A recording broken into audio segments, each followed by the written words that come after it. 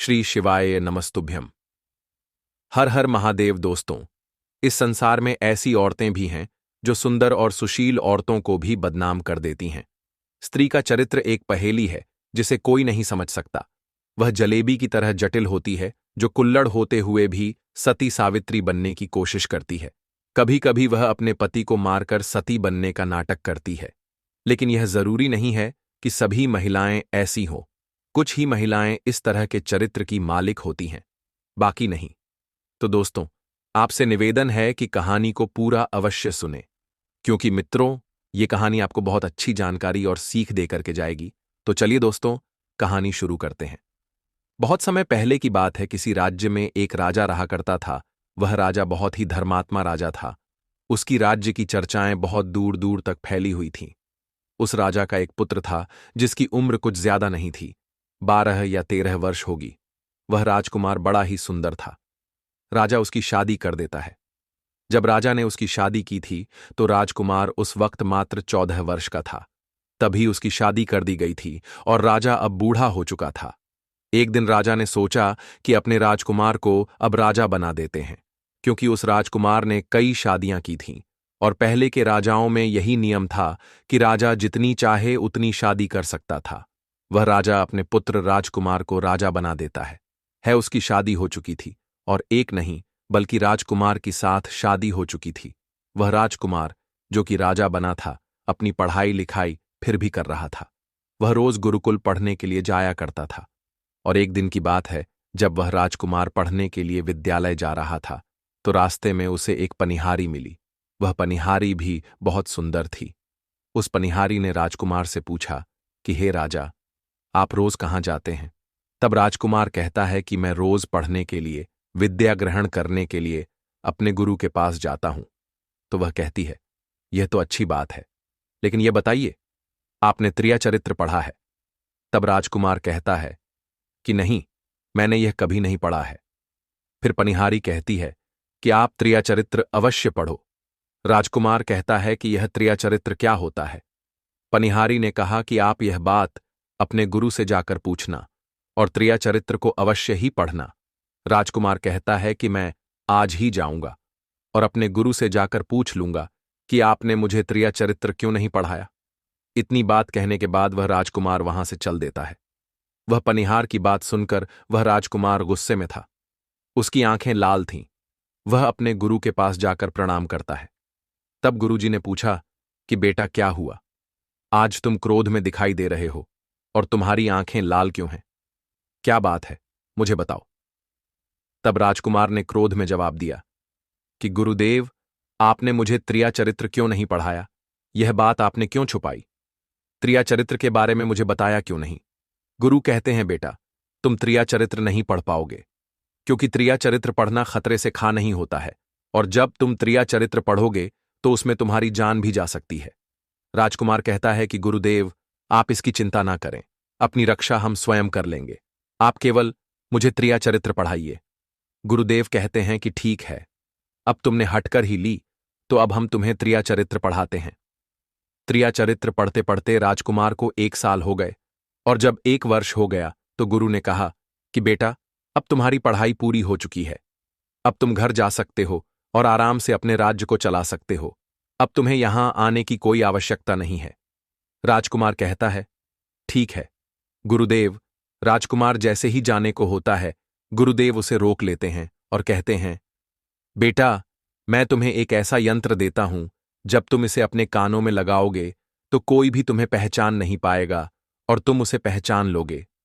राजकुमार वह यंत्र अपने हाथों में ले लेता है और गुरु ने कहा, तुम इस यंत्र को ले जाओ और रात के 12 बजे आज ही के रात में अपने महल से निकल करके जंगल की तरफ जाना और पूर्व दिशा की ओर जाना। और जब तुम पूर्व दिशा की ओर जाओ तो यह यंत्र अपने कानों में लगा लेना और वहीं पर खड़ा हो जाना।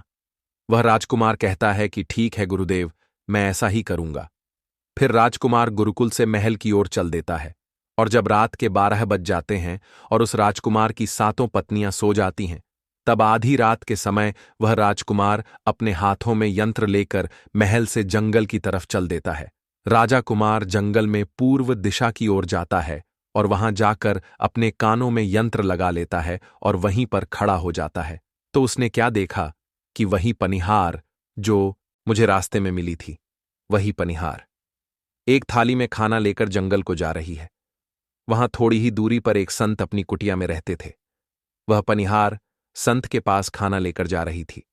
राजा ने देखा कि यह तो वही पनिहार है जिसने मुझसे कहा था कि त्रिया चरित्र की पढ़ाई अवश्य कर लेना। राजा तो उस पनिहार को पहचान रहा था, लेकिन पनिहार उस राजा को नहीं पहचान पाए क्योंकि राजा के कानों में यंत्र लगा हुआ था। यंत्र लगने की वजह से राजा किसी को भी पहचान सकता था। राजा ने अपने मन में सोचा कि चलो उसके पीछे चलते हैं कि यह आधी रात को भोजन लेकर संत के कुटिया की तरफ क्यों जा रही है, इसका क्या कारण है। वह राजा भी उसके पीछे पीछे छुपता हुआ चल दिया। अब वह पनिहार उस कुटिया में उस बाबा के वहां पहुंचती है। उस बाबा के पास जादू की पोटली थी और वह बाबा जादूगर था। राजा पीछे पीछे गया और वह छुप करके देख रहा था कि उस पनिहार औरत को बाबा क्या करेंगे। बाबा ने पनिहार से कहा, अरे पनिहार, पहले तू मुझे यह बता कि आज आने में इतनी देर कैसे लग गई। हाथ जोड़कर पनिहार कहने लगी कि महात्मा जी, मेरा विवाह हो चुका है और मेरे पति मुझे ले जाने के लिए आए हैं। वो मुझे लेकर कल चले जाएंगे, इसीलिए मुझे उन्हें सुलाने में थोड़ी देर लग गई और यहां आने में भी देर हो गई। जब यह बात साधु ने सुनी कि इसका विवाह हो चुका है और इसका पति इसे लेने आया है, तो साधु कहता है कि हे पनिहार, इसका मतलब है कि तुम अपने पति के साथ जाना चाहती हो, तो हमारे पास क्यों आई हो। तब पनिहार कहती है कि मैं आपके बिना नहीं रह सकती हूं, मैं आपके बिना नहीं जी सकती हूं। तो साधु कहता कि हे पनिहार, इसके लिए तुम्हें एक काम करना होगा। साधु एक बड़ा सा चाकू निकालता है और पनिहार से कहता है कि हे पनिहार, जाओ अपने पति के गर्दन काटकर यहां लेकर आ जाओ। अपने उस पति को मार दो जो हमारे और तुम्हारे बीच में दरार बन रहा है, तब मैं तुम्हें रख लूंगा, तुमसे विवाह करूंगा, तुम्हें अपनी पत्नी बनाऊंगा। बिना कुछ सोचे समझे वह चाकू को ले लेती है और दौड़ते हुए अपने घर जाती है। और उसका पति सो रहा था। वहां जाकर अपने पति की गर्दन काट देती है और उसकी गर्दन को लेकर साधु के पास आती है। और जो राजकुमार थे उसके पीछे पीछे उसका सारा कारनामा देख रहे थे।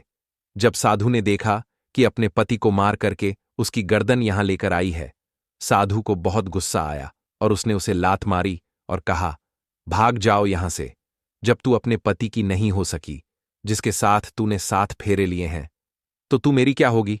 जल्दी भाग जाओ यहां से, अगर तुम मेरे पास दोबारा आई तो मैं तुझे जीवित नहीं छोड़ूंगा। साधु की यह बात सुनकर उस पनिहार को ऐसा लगा जैसे उसके पैरों तले जमीन खिसक गई हो। फिर भी अपने पति की कटी हुई गर्दन घर लेकर के आई और उसकी गर्दन जोड़ देती है और वहीं बैठ जाती है। और इधर जैसे ही सवेरा हुआ अपने पति के पास बैठकर रोने लगती है और चिल्लाने लगती है। कहती है, देखो देखो, किसी ने मेरे पति की हत्या कर दी। लेकिन रात में उस पनिपहारण का सारा कारनामा राजकुमार देख चुका था। इधर सारे गांव वाले पनिहार के घर चले जाते हैं और उसके पति की लाश को लेकर गांव के बाहर जाते हैं उसका दाह संस्कार करने के लिए। और वह पनिहार भी पीछे से भागती हुई रोती हुई चली जा रही थी। और उधर राजकुमार भी जा रहे थे जो कि अपने राज्य के राजा बन चुके थे। पनिहार भागती हुई चिल्लाती हुई पहुंची और कहने लगी, मैं सती बनूंगी, क्योंकि अगर जब मेरे पति ही नहीं रहे तो ऐसे जीवन का क्या फायदा, मैं इन्हीं के साथ सती हो जाऊंगी। राजा को उसकी बातें सुनकर हंसी आ जाती है और राजा कहता है, त्रिया चरित्र जाने ना कोई और कसम मर के हुए। सती राजकुमार की यह बात और कोई तो नहीं समझ पाया, लेकिन वह पनिहार समझ जाती है और कहती है कि राजा साहब, आप हमारे ऊपर यह बात कह रहे हैं, लेकिन चलिए कोई बात नहीं, मैं सती हो जाऊंगी।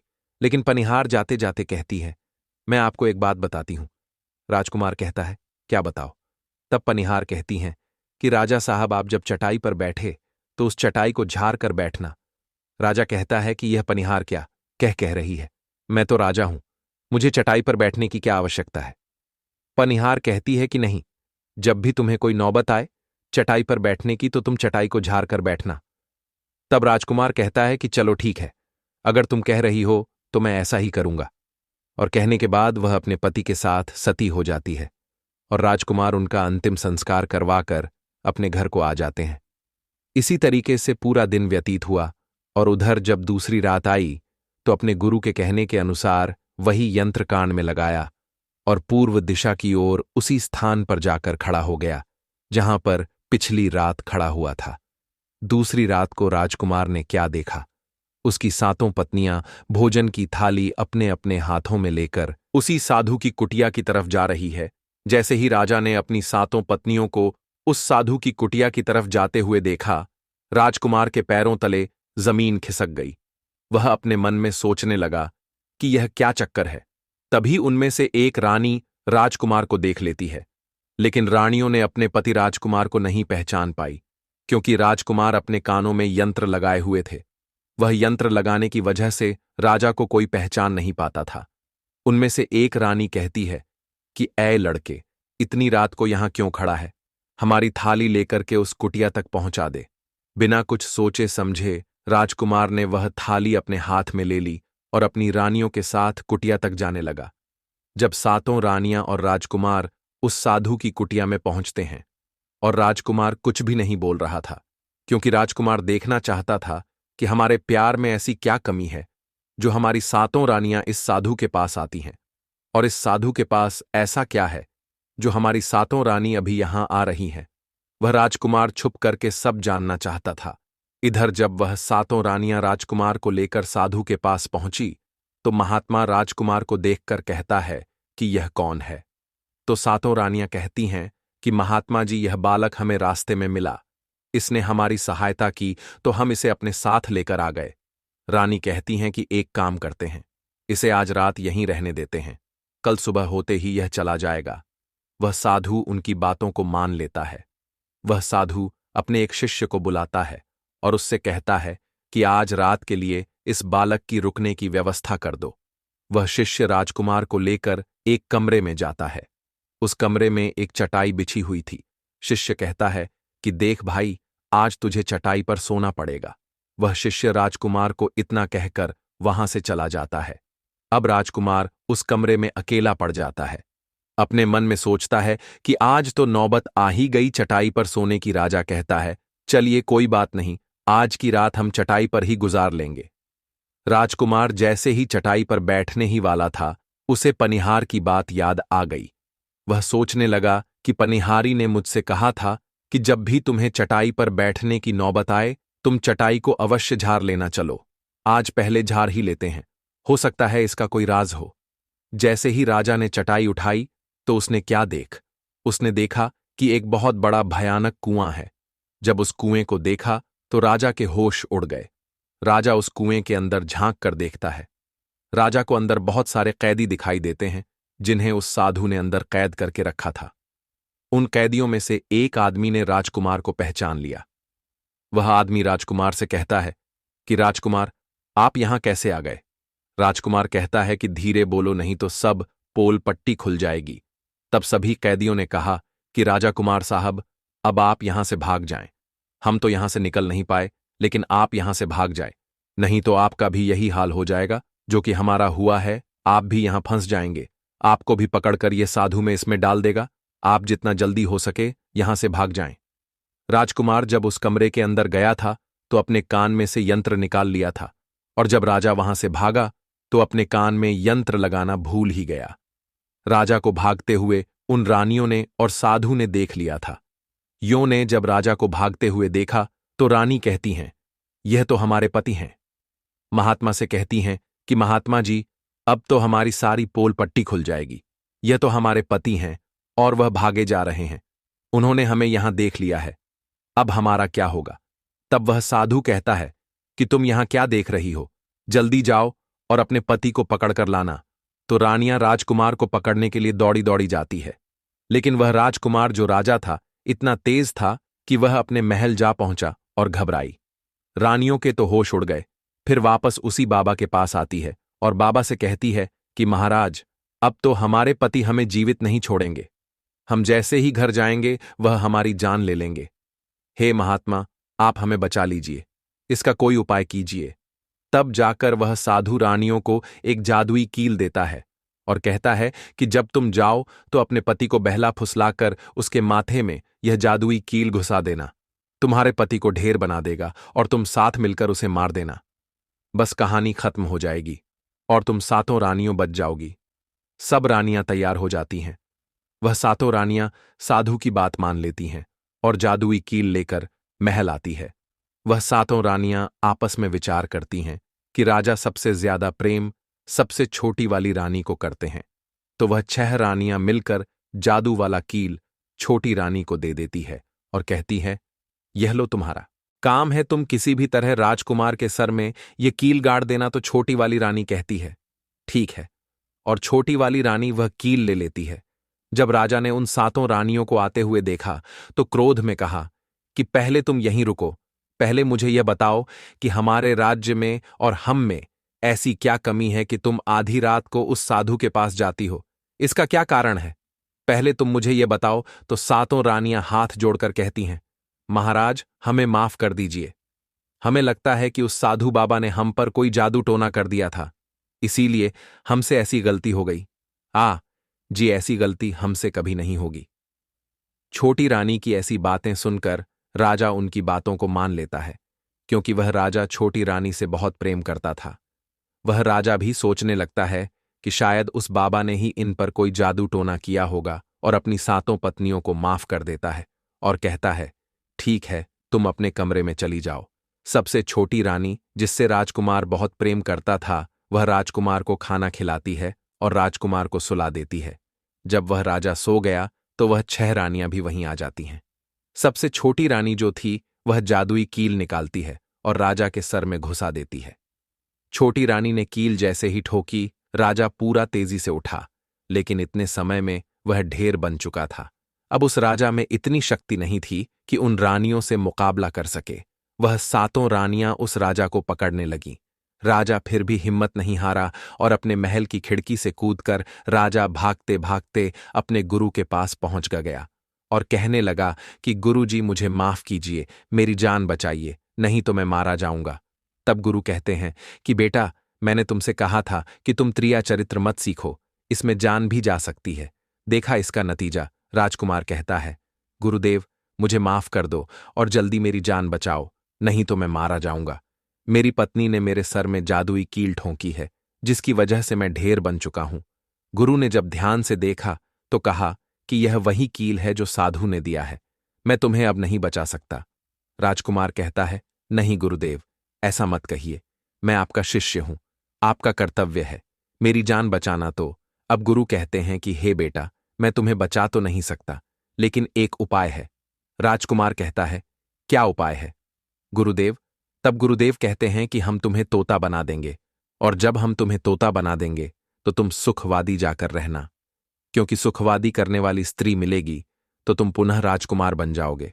वह राजकुमार कहता है, ठीक है गुरुदेव, आप हमें तोता बना दीजिए। तो वह गुरुदेव उसे तोता बना देते हैं और वह तोता बनने के बाद वहां से उड़ा और सुखवादी वहीं जाकर रहने लगा। इधर सातों रानियां उस राजकुमार को खोज रही थीं। जब राजकुमार नहीं मिला तो फिर से उस बाबा के पास जाती है और कहती हैं कि बाबा जी, वह रात को राजा भाग चुका है, आप अपनी पोटली निकालिए और देख कि वह कहाँ है। तो वह महात्मा अपना पोटली खोलता है और देखने लगता है कि वह राजकुमार तोता बनकर के सुखवादी के राज्य में रह रहा है। यह बात साधु रानियों को बताता है तो रानियां कहती हैं कि स्वामी, अब क्या करें? वह साधु कहता है कि अब तुम अपने राज्य महल में जाओ और जाकर के घोषणा कर दो कि जो भी तोता पकड़ करके लाएगा, हम उसे 5 सोने के सिक्के देंगे। सातों रानी अपने महल पहुंचती हैं और वहां पर घोषणा कर देती है कि सभी बहेलियां से कह दो कि जो भी तोता पकड़कर लाएगा, हम उसे 5 सोने के सिक्के देंगे। उस राज्य के जितने बहेलियां थे, वह तोता पकड़ने के लिए चारों तरफ घूमने लगते हैं और जो भी तोता पकड़ते थे वह रानी के पास ले जाते और 5 सोने के सिक्के ले लेते थे और वहां से चले जाते थे, और वह सातों रानियां उस तोते को मार देती थीं। ऐसे ही धीरे धीरे बहुत समय निकल गया और वह राजकुमार जो तोता बनकर जहां गया था, वहां सारे तोतों से बहुत अच्छी अच्छी बातें करता था, उन्हें बहुत ज्ञान की बातें बताता था। तो सारे तोता को लगा कि यह तोता तो बहुत समझदार है, यह तोता तो बहुत अच्छी अच्छी बातें करता है, इसे हम अपना राजा बना लेते हैं। और सभी तोता मिलकर उसे राजा बना लेते हैं। राजकुमार सभी तोतों का राजा बन जाता है और वही छुपकर रहने लगता है। एक बहेलिया तोता पकड़ते पेड़ से बहुत सारे गोंद निकल जाते हैं। पेड़ के चारों तरफ गोंद ही गोंद हो जाते हैं। जो लोग गोंद के बारे में नहीं जानते हैं, तो मैं उन्हें बता दूं कि हर पेड़ पर एक प्राकृतिक गोंद निकलता है जिससे हम कुछ भी चिपका सकते हैं। तो दोस्तों, अब बहेलिया सोचता है कि जब भी वह सारे तोते आएंगे, इस पेड़ पर बैठेंगे, तो वह सभी इस पेड़ में चिपक जाएंगे और मैं आसानी से उन्हें लेकर चला जाऊंगा। बहेलिया वहीं छिप करके देखने लगा और जब शाम हुई, सारे तोता वापस आए और वह तोता जैसे ही पेड़ पर बैठे, सभी का पैर उस गोंद में चिपक गया, क्योंकि पूरे पेड़ में गोंद ही गोंद लगा हुआ था। अब तो सारे तोते परेशान हो गए। उनमें राजकुमार, जो अभी तोता बना हुआ था, वह भी चिपक गया था। सारे तोते राजकुमार से कहते हैं, क्योंकि सारे तोते राजकुमार को अपना गुरु मानते थे, कि आप कुछ भी सोचो, हम सबको बाहर निकालो, नहीं तो सुबह तक बहेलिया आएगा और हमें पकड़कर लेकर चला जाएगा। वह राजकुमार कहता है कि तुम बिल्कुल चिंता ना करो। जब सुबह वह बहेलिया आएगा तो तुम सभी ऐसा करना कि उस बहेलिया को लगे कि सारे तोते मर चुके हैं, और जब सभी तोते को पेड़ से छुड़ाकर नीचे फेंक दें तो सभी उड़कर भाग जाना। सभी तोता कहते हैं, ठीक है। गुरुदेव सुबह हुई। जैसे ही बहेलिया पेड़ के पास पहुंचा, सभी तोता ऐसे लटके हुए थे जैसे कि वह सभी मरे हुए हैं। जब बहेलिया तोतों को देखा तो सोचा कि अरे, ये क्या हो गया, ये तो सभी मर गए, अब हमें सोने के सिक्के कैसे मिलेंगे। फिर बहेलिया ने सोचा कि चलो अब इन्हें छुड़ा देते हैं। बहेलिया पेड़ पर चढ़ा और उनको छुड़ाकर नीचे फेंकने लगा। बहेलिया ने सभी तोते को छुड़ाकर नीचे फेंक दिया, लेकिन जो राजकुमार था, जो तोता बना हुआ था, वह वहीं पर रह गया और नीचे जितने भी तोते थे वह सभी उड़कर भाग गए। बहेलिया ने सोचा, अरे यह क्या हुआ, इस पर सिर्फ एक ही तोता है जो कि मरा लटका हुआ है, और जितने तोते को मैंने छुड़ाकर नीचे फेंके वह सभी उड़कर भाग गए। बहेलिया ने सोचा, इसका मतलब यह सारे तोते ने मिलकर मेरे साथ धोखा किया है। अब वह राजकुमार जो था, जो तोता बना हुआ था, वहीं सिर्फ पेड़ पर लटका हुआ था। वह बहेलिया कहता है कि यह सब तुम्हारी चाल है। चलो, अब मैं तुम्हें लेकर जाऊंगा और रानी के हाथ बेच दूंगा और मुझे 5 सोने के सिक्के मिल जाएंगे। और इधर वह बहेलिया उस तोता को बेचने के लिए रानी के पास जाने लगता है। रास्ते में वह तोता कहता है, जो कि राजकुमार था, वह बहेलिया से कहता है कि तुम मुझे कहाँ ले जा रहे हो। तो वह बहेलिया कहता है, मैं तुम्हें बेचने के लिए रानी के पास ले जा रहा हूं। अगर मैं तुम्हें वहां बेच दूंगा तो मुझे 5 सोने के सिक्के मिलेंगे। वह राजकुमार कहता है कि मैं अगर तुम्हें 50 सोने के सिक्के दिलाऊंगा। कहता है कि मुझे 50,000 सोने के सिक्के तुम कैसे दिलाएगा। तोता कहता है कि राजा सुखवादी वहीं बेचो, अपना मूल्य मैं स्वयं बताऊंगा। बहेलिया उस तोते की बात मान लेता है और रानी के पास बेचने की जगह राजा के राज्य के मेले में तोता को बेचने चला जाता है। और राजा के राज्य में यह नियम था, अगर किसी व्यक्ति का सामान शाम तक नहीं बिके तो वह राजा स्वयं आकर उसे खरीद लेता था। बहेलिया उस तोते को लेकर बाजार में पहुंचा हुआ था। जब कोई व्यक्ति उस तोते को खरीदने आता तो वह पूछता कि यह कितने का है। तो वह बहेलिया कहता है कि तोता अपना दाम स्वयं बताएगा। तो वह तोता अपना दाम इतना बता देता कि कोई भी व्यक्ति उसे खरीद ही नहीं पाता। ऐसे ही करते करते शाम हो गई और अब सभी अपने अपने दुकान लेकर चले गए। सभी का दुकान उजड़ गया था। बस एक बहेलिया और एक तोता ही रह गए थे। इधर राजा ने अपने सिपाहियों को आदेश दिया कि जाओ देख कर आओ, किसी का सामान तो नहीं रह गया है। जब राजा के सिपाही आए तो उन्होंने देखा कि एक बहेलिया तोता को लेकर बैठा हुआ है। सिपाही बहेलिया से कहते हैं कि हे बहेलिया, तुम्हारा तोता क्यों नहीं बिका, तुम इसे कितने में बेच रहे हो। तो तोता कहता है कि जो इन्हें 500 सोने के सिक्के देगा वही मुझे पाएगा। उस तोते की बात सुनकर वह सिपाही आश्चर्य में पड़ जाते हैं और सोचते हैं, अरे यह तोता तो अपना मूल्य स्वयं बताता है। तब सिपाही राजा के पास जाते हैं और राजा को सारी बात बताते हैं और कहते हैं, एक बहेलिया एक तोता लेकर बैठा हुआ है, लेकिन वह तोता अपना मूल्य स्वयं ही बताता है। वह इतना महंगा है और वह तोता राजकुमार बन जाता है।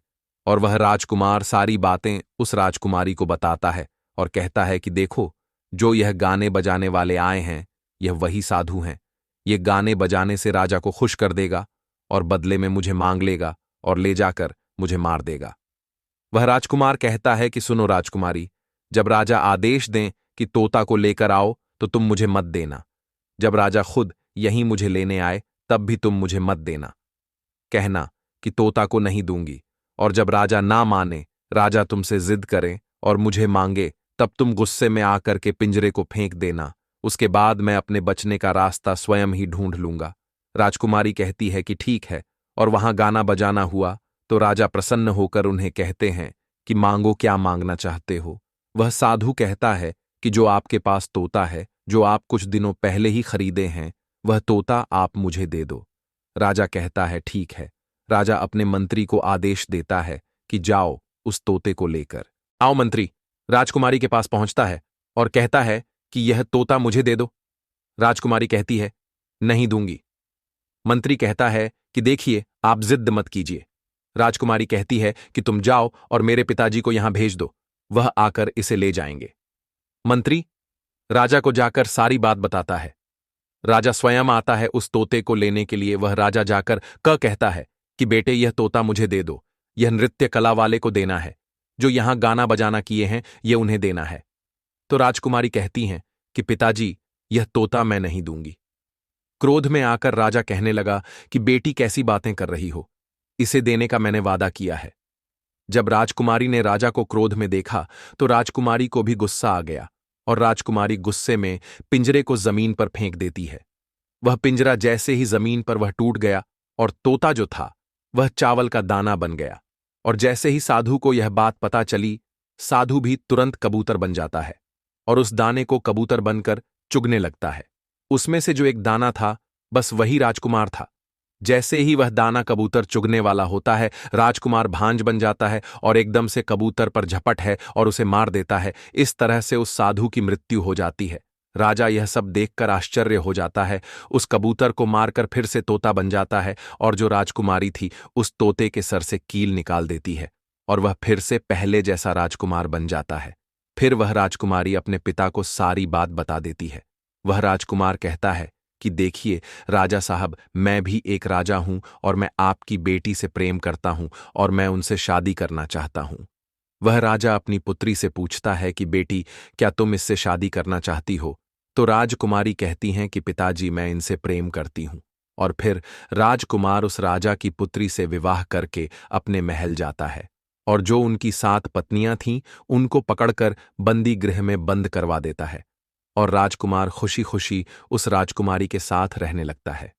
दोस्तों, जब कोई स्त्री कभी कभी किसी परिस्थिति में चतुराई या चालाकी दिखाती है, या दूसरों को बेवकूफ मानते हुए कोई अभिनय ढोंग या पाखंड करती है, तो इसे ही त्रिया चरित्र का कहते हैं, जिसे पढ़ने के बाद राजा को अपनी जान बचाने के लिए क्या क्या नहीं करना पड़ा, क्योंकि राजा को स्त्री के त्रिया चरित्र की पूरी जानकारी हो चुकी थी कि कैसे जब एक स्त्री को अपना स्वार्थ दिखने लगता है तो वह अपने लोगों को भी बेवकूफ बनाकर अपना स्वार्थ को पूरा करती है, और उसके साथ रहने वाले लोगों को इसके बारे में भनक तक नहीं लगता कि यह स्त्री त्रिया चरित्र की खेल कर रही है।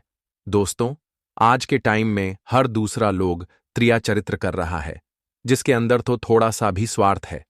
इसीलिए दोस्तों, जो आपके दिल के करीब है उसके बारे में आप पूरी जानकारी रखिए कि उसके अंदर खुद को लेकर कोई स्वार्थ तो नहीं छुपा है, और अगर ऐसा है तो आप उनसे थोड़ा दूर ही रहिए, क्योंकि ऐसे में आपको जिंदगी के हर एक कदम पर धोखा ही मिलेगा, क्योंकि एक स्वार्थी स्त्रियां अपनी स्वार्थ के लिए जिंदगी में कुछ भी कर सकती हैं। दोस्तों, आज के लिए बस मिलते हैं नेक्स्ट वीडियो में। तब तक के लिए धन्यवाद। हर हर महादेव। ओम नमः शिवाय।